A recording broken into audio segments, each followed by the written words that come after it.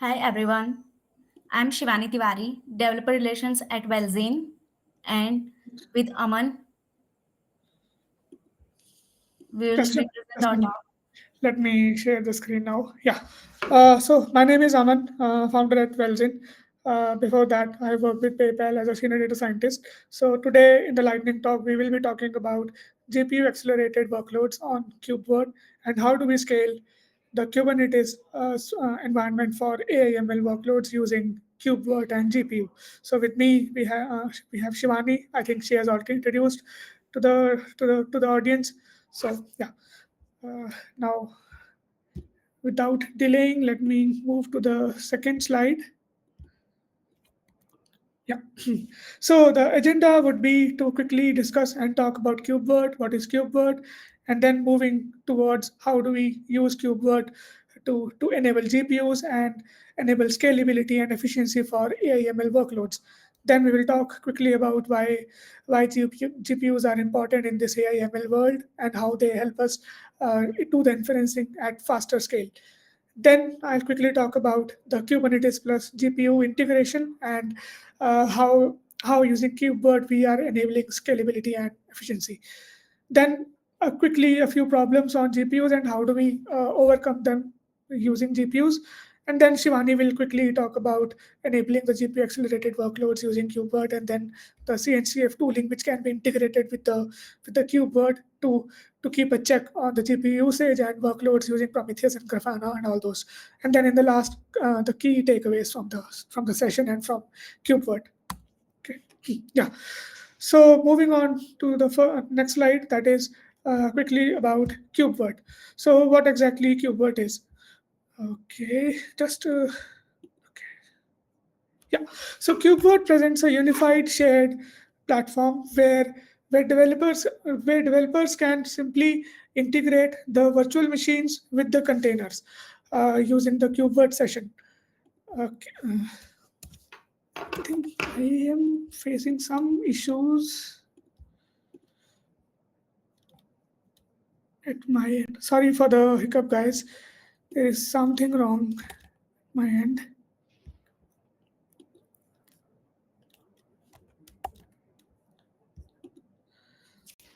Okay. So yeah, continue. I think something is wrong at my end. Okay. So yeah.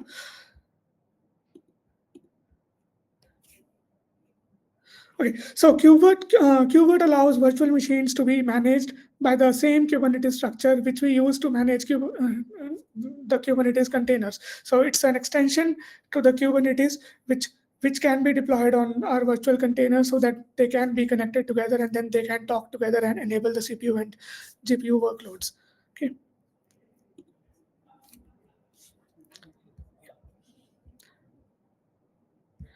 The next is about the common problems which are there in CPU and how the containers alone cannot handle that and why we need to move to the GPUs when we deal with the AI/ML workloads. So the common CPU problems are that we cannot handle the parallel computations that efficiently, which which lead to the longer presentation processing times because of the AML workloads. Because when we are talking about AML, we are talking about the deep learning models, which needs huge amount of resources and multi-processes which only CPUs cannot handle. So for that, we need GPU.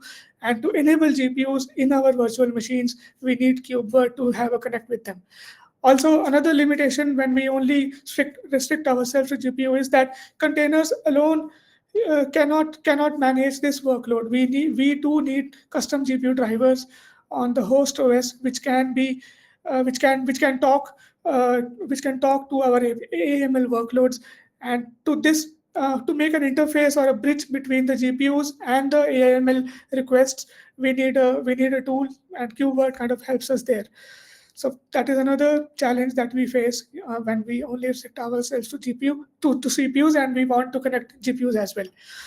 Another issue or a limitation is the migration thing, because uh, sometimes what happens is CPUs are at some other in one containers and we have GPUs in another virtual machine, and it becomes sometimes it becomes a challenge to move the existing GPU workloads from our virtual machines which are present in some different area to the existing Kubernetes containers, because if we cannot do that on live, and if we have to actually move it, then there will be a server downtime, and we cannot afford that at production services, right? So there also, that is also one challenge where which is present right now, and KubeVirt kind of acknowledges that challenge pretty well, where because we don't have to switch down the GPU virtual machines or our Kubernetes containers, we can bridge the gap between our GPU VMs and the CPU containers using KubeVirt.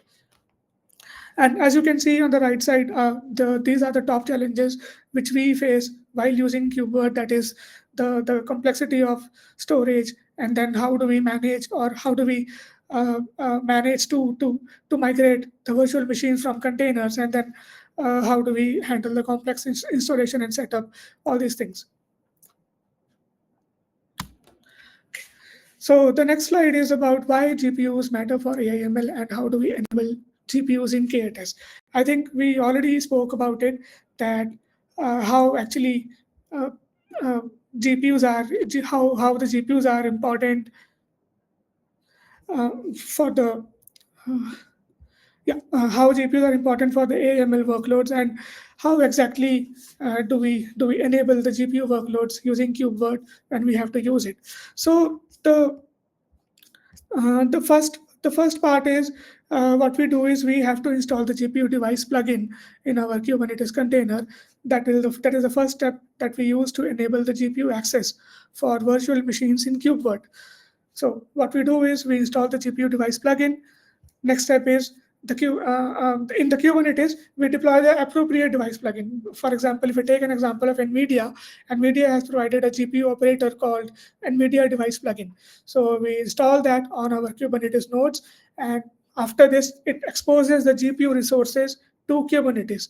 In case of NVIDIA, we go ahead with NVIDIA device plugin, and in case of other GPU devices, the companies have given their own plugins to expose the GPU resources to the existing Kubernetes containers.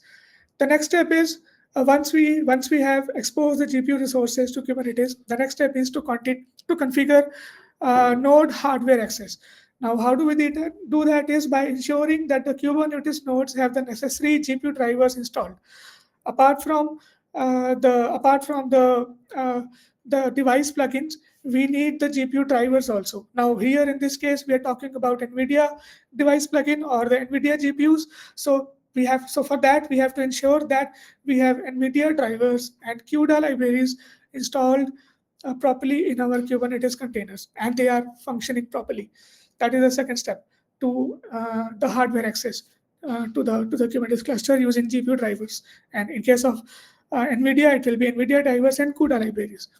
The third step is virtual machine specifications. Now, whenever we have to connect to a virtual machine from a Kubernetes container using KubeVirt, we create a KubeVirt virtual machine manifest, or we call it a virtual machine instance in a YAML file. Now, in the virtual machine YAML file, we will add the resource request for GPU devices, which we just enabled in the previous step. And along with that, we mentioned about the resource limits, the device operator that we are using, that is NVIDIA, and the device drivers that we are using, again, that is NVIDIA. So once we have added these configurations in the YAML file, we move to the next step, where we start the VM. Now, before starting the VM, I just wanted to clarify that in the previous step, in the YAML file, we are simply telling KubeVirt in the YAML file that assign the GPUs present in the present in the virtual machine to the containers. Now, as the next step, once we have configured the YAML file, we start the VM, and when we launch the VM, Kubernetes schedules it on a node with available GPU resources on that node, and passes the physical GPUs through the VM to the Kubernetes container. Now, again, inside the container, we have the guest operating system, which will see the GPUs as a physical device as a service, and we can use the GPU drivers for computation, which will further enable the applications like the AI/ML applications for quick learning and inferencing.